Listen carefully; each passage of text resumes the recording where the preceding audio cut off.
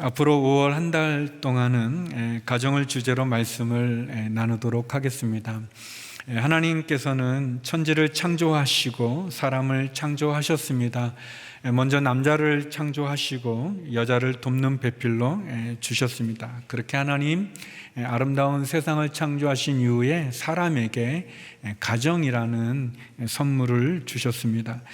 가정은 하나님의 선물입니다. 가정은 우리의 근원이고 고향이죠.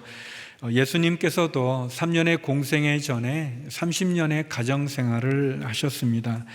가정은 하나님의 나라를 이 땅 가운데 경험하는 천국이 되기도 하지만 한편 또 가장 많은 상처와 아픔을 겪는 장소이기도 합니다. 오늘 성경이 말하는 행복한 가정의 원리를 저는 나누고자 합니다. 특별히 성경에서는 부부 관계를 자녀 관계보다 먼저 다루고 있습니다. 성경은 자녀 관계보다는 부부 관계를 더 우선적으로 중요하게 다룹니다. 부부가 온전해야, 부모님이 온전해야 그 부모와 자녀의 관계가 온전할 수 있기 때문인 것 같습니다. 우리가 자녀에 대해서 또 부모님에 대해서 또 우리 부부 관계에 대해서 다음에 나중에 잘해보지 그렇게 생각하기 쉽지만 그러나 이것은 결코 미룰 수 없는, 가정은 결코 미룰 수 없는 주제입니다. 우리가 종종 나중에 여유가 좀 생기면 돈을 잘 모은 다음에 집을 산 다음에 진급을 한 다음에 이번 일만 마친 다음에 우리 아이들과 잘 놀아야겠다, 부모님을 찾아뵈야 되겠다, 우리 부부관계를 좀 회복해야 되겠다 생각하지만 내일이면 늦습니다. 지금 해야 되고 오늘 해야 됩니다. 특별히 이번 주 저희가 어린이 주일로 지키는데 우리의 자녀를 향한 우리 부모님들의 그 사랑과 또 축복을 미뤄서는 안 될 것입니다. 성경은 행복한 가정의 원리에 대해서 4가지를 이야기합니다. 부부관계에 대해서, 아내에 대해서, 남편에 대해서, 또 부모님에 대해서, 자녀에 대해서 이야기합니다. 저는 말씀을 통해서 여러분과 함께 행복한 가정의 원리를 나누고자 합니다. 먼저 아내에 대한 권면입니다. 첫째, 아내는 남편에게 순종하십시오. 우리 에베소서 5장 22절 23절 말씀 같이 한번 읽어보겠습니다. 시작. 아내들이여 남편에게 복종하기를 주께 순종하듯 하십시오. 이는 그리스도께서 교회의 머리 되신 같이 남편은 아내의 머리이기 때문입니다. 그리스도가 바로 몸의 구주십니다. 제가 아내에 대해서 이야기하고 또 두 번째는 또 남편에 대해서 이야기하는데 여기 계신 우리 아내와 남편이 아내에 대해서 얘기할 때 남편들이 우리 아내가 저 말에 은혜 받아야 되는데 그렇게 생각하시거나 또 남편에 대해서 얘기할 때 아내가 우리 남편이 딴 생각하지 않고 저 말에 꼭 쳐내야 되는데 그렇게 생각하지 마시고 본인들에게 적용해 주시면 좋겠습니다. 먼저 성경은 아내에게 얘기합니다. 주님께 교회가 주님에게 순종하는 것처럼 아내는 남편에게 복종하라 그렇게 말씀합니다. 순종하라고 얘기합니다. 아내는 남편에게 순종해야 된다는 이 말은 남편에게 우선순위를 두라는 그런 말씀입니다. 남편이 아내의 머리라는 이 표현은 남자가 남편이 아내보다 높다거나 잘났다거나 뛰어나다는 그런 말은 아닙니다. 기능이 다르다는 것입니다. 남자가 머리라면 여자는 몸으로 성경은 기능적으로 비유하고 있습니다. 성경은 모든 일에 아내가 남편에게 순종하기를 이야기합니다. 빌레그레암 목사님의 부인이었던 루스 그레이엄 여사는 이런 말을 했습니다. 아내의 임무는 남편을 사랑하는 것이지 남편을 개조시키는 것이 아니다라고 말했습니다. 행복은 조건이 아니라 선택입니다. 우리가 절망을 선택하기도 하고 또 희망을 선택하기도 하죠. 분명 우리가 많은 경우에 느끼는 것처럼 아내는 남편보다 뛰어난 모습을 갖고 있습니다. 물건들도 나중에 만든 물건이 더 훌륭하고 뛰어난 것처럼 여자는 여러 면에서 남편보다 뛰어나고 탁월한 모습을 갖고 있습니다. 그래서 그런지 여자가 남편에게 순종한다는 것은 쉽지 않은 일입니다.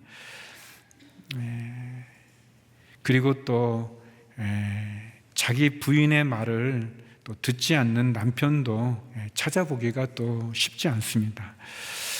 부인을 이기려고 하는 남편이 있다면 그분은 아직도 좀 뭘 모르는 그런 분이라고 말할 수 있겠죠. 그래서 그런지 아내가 남편을 이렇게 사랑하고 좋아하는 것은 좀 괜찮은데 그 남편에게 이렇게 순종하는 것은 참 어려운 것 같습니다. 그러나 성경은 분명히 남편을 가정의 제사장으로 세웠습니다.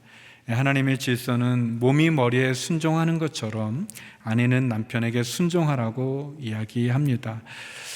나보다 뛰어난 아내가 성경의 말씀에 따라 순종하는 모습, 그것은 하나님께서 정해주신 질서입니다. 그것은 어떤 복종 또는 굴욕의 관계가 아니라 서로 존중하는 배경 가운데 이루어지는 거죠. 아내의 순종을 통해 가정의 축복과 기쁨이 찾아오고 또 남편에게 기쁨과 또 용기와 격려가 되어지며 또 믿지 않는 남편이 믿는 아내의 순종을 통해서 구원으로 인도함을 받는 그런 계기가 되기도 합니다. 그렇다면 이런 아내의 순종을 통해 남편이 기쁨과 용기와 격려를 받고 또 믿지 않는 남편들이 주님께 돌아오는 구원의 통로가 된다면 그 아내의 남편에 대한 순종은 얼마나 귀하고 얼마나 아름답겠습니까? 사도 베드로는 베드로전서 3장 1절에 이렇게 말합니다. 아내들이여 이와 같이 자기 남편에게 복종하십시오. 이는 말씀에 순종하지 않는 남편일지라도 말이 아닌 아내의 행실로 인해 구원을 얻게 하려는 것입니다 라고 얘기했습니다. 아내된 성도 여러분, 남편들은 아내들에게 칭찬을 듣고 싶어 합니다. 집안에서 아내에게 칭찬받고 인정받는 것, 그것은 남편에게 큰 행복의 조건이 됩니다.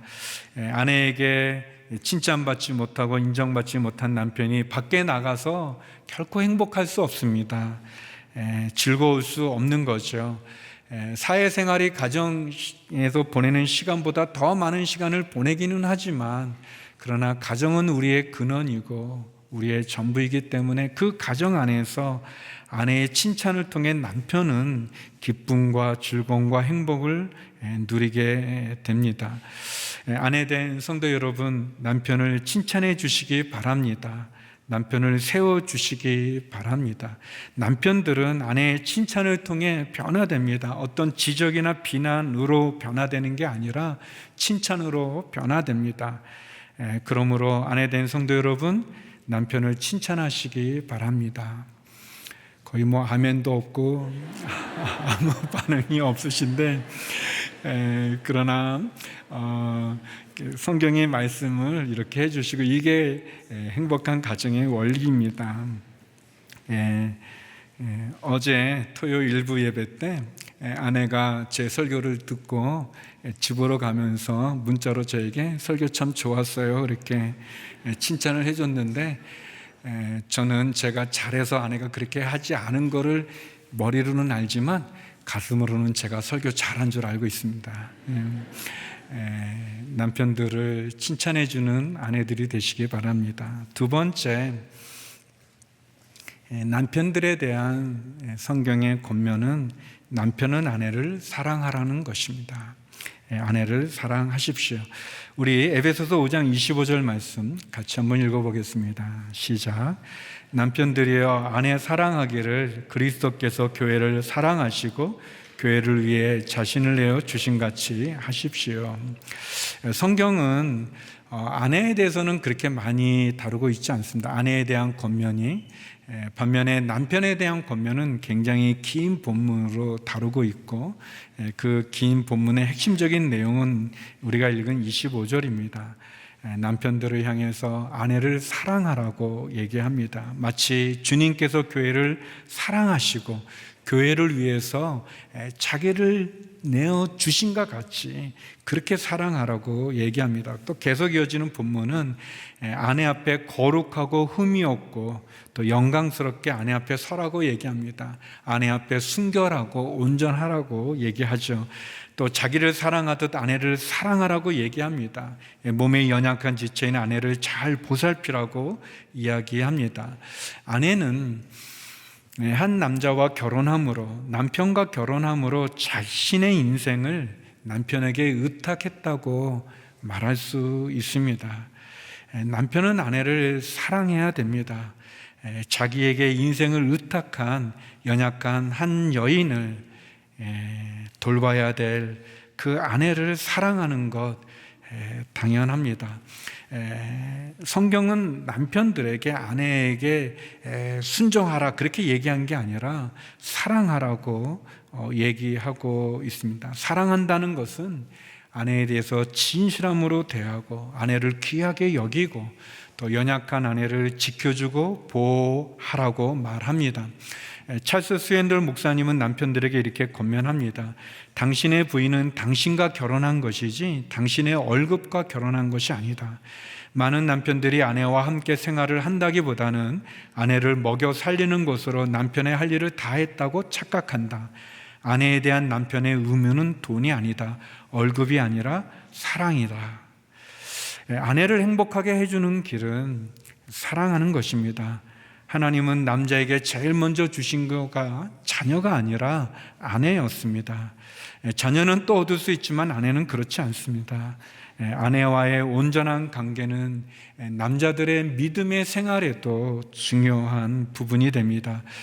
영적 생활의 온전함은 아내를 사랑하고 아내와 남편의 하나됨과 온전함에 있습니다. 아내와의 관계가 온전하지 못하면 남편의 영적인 생활도 지장을 받게 됩니다.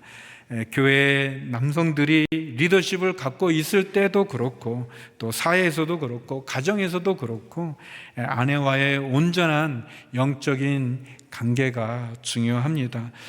베드로는 이렇게 말합니다. 베드로전서 3장 7절에 남편들이여 이와 같이 아내는 더 연약한 그릇인 것을 알고 그녀와 함께 살아야 합니다. 또한 생명의 은혜를 함께 상속할 사람으로 알아 귀하게 여기십시오.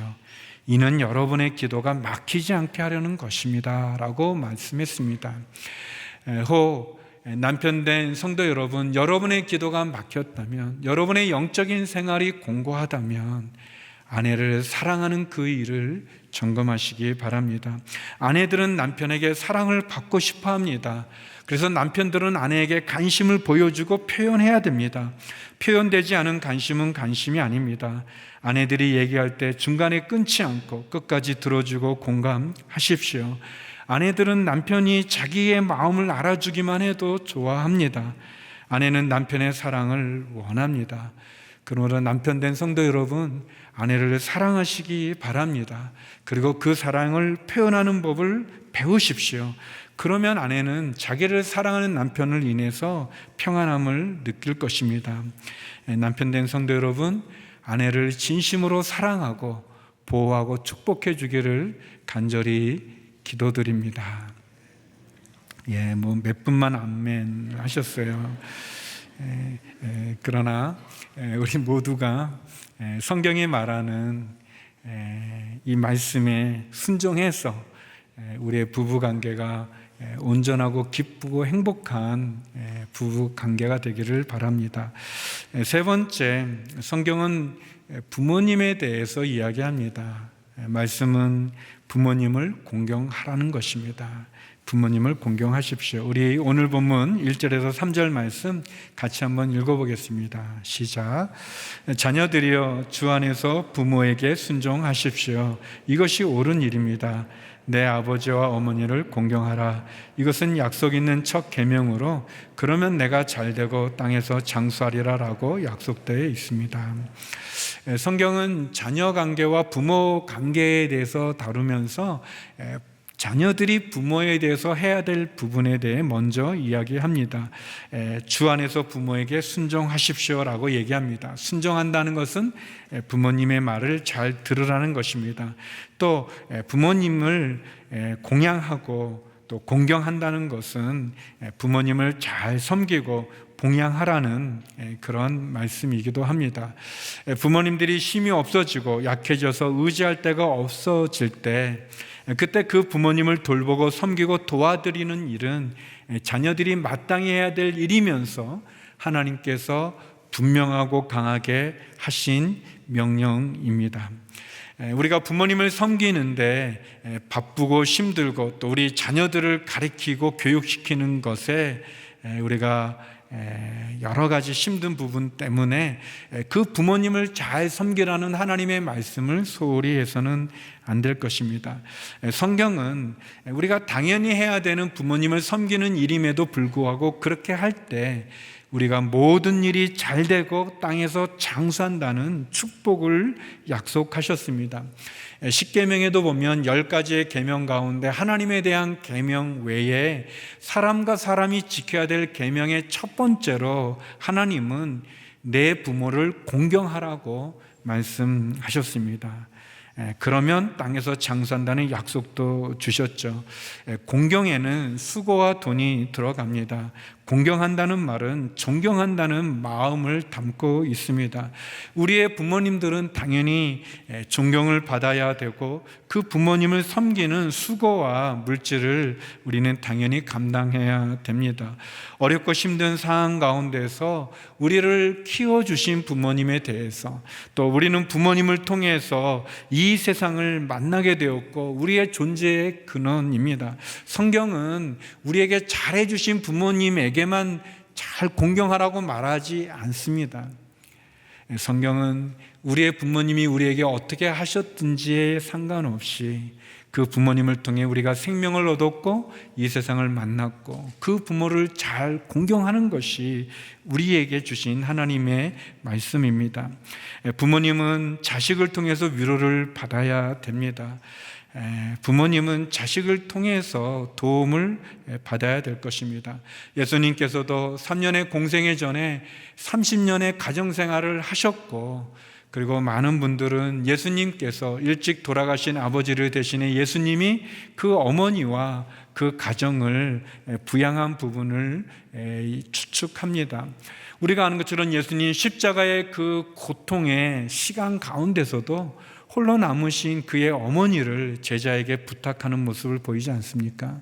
예수님은 당시 세태가 부모님을 공경하지 않는 그 세태에 대해서 다음과 같이 꾸짖으셨습니다.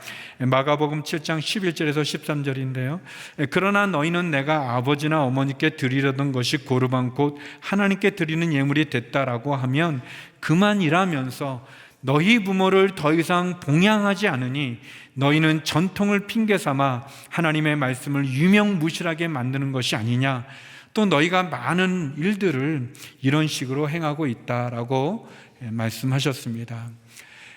사랑하는 성도 여러분, 부모님을 섬길 수 있다는 것이 우리에게는 축복입니다. 우리의 근원 되시는 부모님, 특별히 그 부모님이 아직 복음을 믿지 않는다면 그 부모님에게 복음을 전하는 것은 그 어떤 선물보다도 귀한 선물이 될 것입니다. 성도님들 가운데는 부모님이 이미 천국에 계시는 분들도 계실 겁니다. 저희 부모님도 그러시고요. 우리의 부모님이 우리와 항상 함께하지 않는다는 것을 기억하십시오. 또 저희가 특별히 코로나 시기를 보내면서 더 자주 찾아뵙지 못하고 더 만나지 못하는 어려운 상황들이 있지 않습니까? 우리의 부모님이 우리와 늘 함께 있는 것이 아닙니다. 더 자주 전화드리고 또 식사할 수 있다면 식사도 섬겨드리고 또 찾아뵐 수 있으면 찾아뵙기 바랍니다. 하나님은 부모를 잘 섬기는 자녀를 축복해 주실 뿐 아니라 우리에게 부모를 잘 섬기라고, 공경하라고 말씀하십니다. 우리의 부모님을 공경하는 우리의 모든 성도님이 되기를 간절히 기도드리고 또 축복합니다. 마지막으로 우리의 자녀에 대한 성경의 원리는 자녀를 화나게 하지 말라는 것입니다. 우리 4절 말씀 같이 한번 읽어보겠습니다. 시작.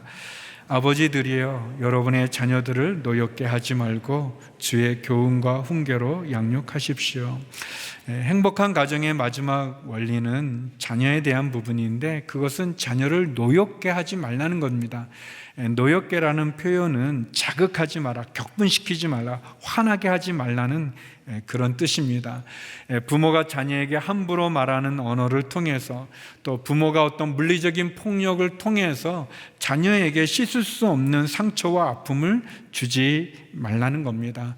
우리가 생각 없이 내뱉는 그런 말 한마디 한마디가 자녀에게는 폭탄처럼 깊은 상처와 아픔을 줄 수 있습니다. 병신 같은 자식, 이 세상에 아무짝에도 쓸모없는 자식, 너는 죽었다 깨어나도 못해, 또 그런 짓을 했니? 난 너한테 아주 질렸다. 너 어떻게 그렇게 하다가 이 다음에 깡통차게 또 앓았다. 넌 도대체 언제 사람이 될래? 제가 평소에 안 하던 말을 하려니까 굉장히 어색한데,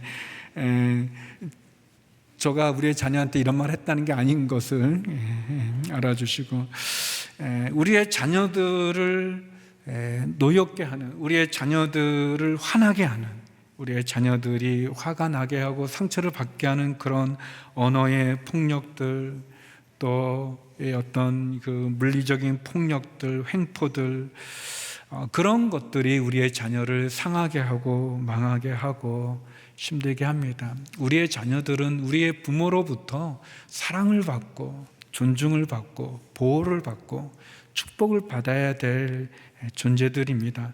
성경은 자녀를 화나게 하지 말라고 얘기합니다. 사실 자녀의 오늘의 모습은 우리들의 말과 그 부모의 말과 행동이 빚어낸 작품이 아니겠습니까?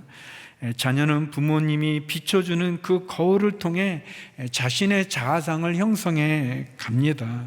그래서 부모의 입술은 자녀들에게 축복의 입술이 되어야 되고, 또 부모의 손은 자녀를 때리고 겁주는 손이 아니라 기도하고 축복해주는 거룩한 손이 되어야 합니다. 코넬 대학교의 칼 필레머라는 교수님이 인류유산 프로젝트 가운데 하나로 70세 이상 되신 그 부모님 1000명을 대상으로 여러 질문들을 했습니다. 그 질문 가운데 당신의 인생에서 가장 아쉬운 것이 있다면 무엇입니까? 라는 질문에 가장 많은 부모님들이 들었던 내용은 자녀들과 더 많은 시간을 보내지 못한 거라고 기록했다고 합니다. 답변했다고 합니다. 우리의 자녀들, 우리의 품 안에 있을 때도 잠깐입니다. 우리의 부모님이 우리와 함께하지 않는 것처럼 우리의 자녀들도 우리의 품을 곧 떠나게 됩니다. 아이들과 시간을 같이 보낼 수 있을 때 그 시간을 귀하게 여겨 함께 보내십시오. 아이들이 부모를 필요로 할 때, 요청할 때 그 아이들의 필요와 요청을 거절하지 마십시오. 부모의 행복은 가장 불행한 자녀의 행복 지수만큼이다라는 표현이 있습니다. 자녀는 부모의 모든 게 아니겠습니까? 그래서 가장 불행한 자녀만큼 행복할 수밖에 없는 게 우리의 부모의 마음입니다. 자녀를 필요 이상으로 교정시키려 하기보다, 한꺼번에 다 고치려 하기보다, 만약 그 자녀가 3년에 걸쳐서 나빠졌다면 좋아지는 데까지는 3년의 시간이 걸릴 것입니다. 갑자기 아이들이 좋아지기를 기대하지 않고 그 아이들을 함께 사랑으로, 또 그 아이들에 대해서 끊임없는 기도로 그 자녀를 축복하기 바랍니다. 루터는 매를 아껴서 자식을 망친다는 말은 사실이다. 그러나 매 옆에다 자식이 잘했을 때 줄 수 있는 사과도 준비해 둬야 한다고 말했습니다. 자녀들을 축복해 주십시오. 자녀는 부모의 기도와 축복을 먹고 자란다고 볼 수 있습니다. 우리 오늘께 장로님이면서 아버지 학교를 섬기는 한 분의 이야기를 듣게 됐는데, 사난 이녀 중에 아마 막내였던 것 같습니다. 형들이 특별히 공부를 굉장히 잘했나 봅니다. 인천에 사셨는데 공부 잘하는 집, 수재들의 집, 그런 걸로 그 동네에서 많이 알려져 있는데 아마 이 장로님은 좀 공부를 못했던 것 같습니다. 그래서 형들이 어물점 망신 꼴뚜기가 다 시킨다는데 너가 바로 그 꼴뚜기다 이렇게 놀리고 그랬다고 합니다. 근데 그럴 때마다 아버지께서 얘들아 그만해라, 이 다음에 제가 한 자리 할 애다 라고 이렇게 얘기해 주셨다 합니다. 그리고 이 장로님 진짜 한 자리 하셨습니다. 우리의 자녀들 그 부모님의 자상입니다.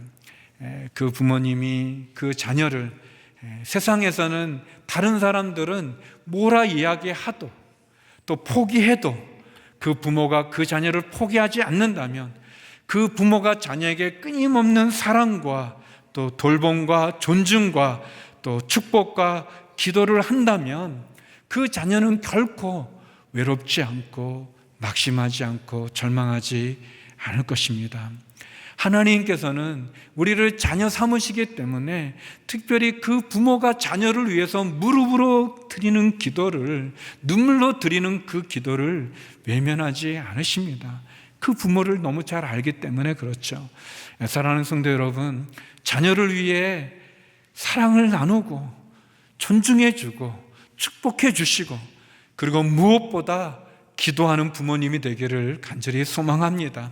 우리의 자녀들이 우리와 함께 하지 못할 때, 또 멀리 떨어져 있을 때 우리가 할 수 있는 것은 기도입니다. 그 자녀를 위한 그 부모의 눈물의 기도를 하나님 외면하지 않으십니다. 사랑은 가정의 전부입니다. 우리가 아는 것처럼 아주 넓고 큰 아파트에 귀한 장식품으로 가득 채워도 그 안에 사는 부부가 서로 사랑하지 않고 그 안에 사는 자녀와 부모가 서로 화목하지 않는다면 그 집을 행복한 가정이라고 말하지 않죠. 집의 평수가 작고 안에 장식품이 그리 귀한 게 아니어도 그 집에 사는 부부가 서로 사랑하고 또 부모와 자녀가 서로 순종하고 공경하고 서로 귀하게 대하면 그 집은 행복한 가정이 될 것입니다. 성경은 분명히 우리들에게 행복한 가정의 원리로 다음과 같이 말합니다. 아내는 남편에게 순종하십시오. 남편은 아내를 사랑하십시오. 자녀들은 부모를 공경하고, 그리고 부모는 자녀를 화나게 하지 마십시오. 이 성경의 원리로 저와 여러분, 우리의 가정이 행복한 가정이 되고 주님 기뻐하는 가정이 되기를 간절히 소망합니다. 기도하시겠습니다. 거룩하신 아버지 하나님, 성경이 말하는, 하나님께서 말씀하는 행복한 가정의 원리가 우리 가정 가운데 이루어져서 행복하고 기쁨이 넘치는, 또 주님의 사랑으로 충만한 귀한 가정으로 인도하여 주시옵소서. 예수님 이름으로 기도드립니다. 아멘.